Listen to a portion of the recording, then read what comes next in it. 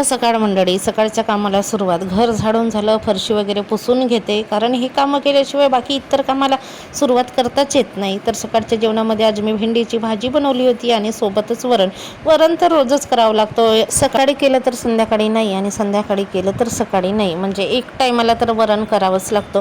आणि इकडे मी लावलेले कोथिंबीर बघा किती छान आलेला आहे. सकाळी फिरायला गेली होती तर तिकडून कडुलिंबाची पानं आणली. कशाला आणली तर तांदळामध्ये थोड्याशा अशा रुण्या वगैरे दिसायला लागल्या, तर कडुलिंबाची हिरवी पानं घातली ना तर रुण्या लागलेल्या रुण्या मरून जातात. आणि इथे मी लावलेला कोथिंबीर बघा, कढीपत्ता पण जगलेला आहे, कोथिंबीर छान आले आहे. पिकलेली कारली होती, त्याचं बी टाकलं तर ते 10-12 बिया टाकल्या, पण 10-12 बियापैकी एक कारलीचं बी जगलेलं आहे, तुम्ही बघू शकता. परत कोहड्याची भाजी केली एकदा आणि खत होण्यासाठी म्हणून मी तिथं ठेवली, तर कोहड्याच्या पण बिया जगलेल्या आहेत. भात भाजी वरण हे सगळं झालं. त्याच्यानंतर मी पोळ्या केल्या. पोळ्या झाल्या आणि देवपूजेला लागली. देवपूजेमध्ये काल संध्याकाळी मी फिरायला गेली होती तेव्हा फुलं आणली होती, तर आज मस्त फुलं मिळाली. आणि नंतर रुद्रांशला सोडायला गेली, तर पुढे जावं लागतं, रुद्रांची व्हॅन पुढे येते. आणि ऊन तर बघा किती भयानक ऊन आहे आमच्याकडे, आणि गरमी सुद्धा. रुद्रांश शाळेत गेला, त्याच्यानंतर कपडे होते, भांडे होते, ते घासघूस केली, धुईदाय केली कपडे.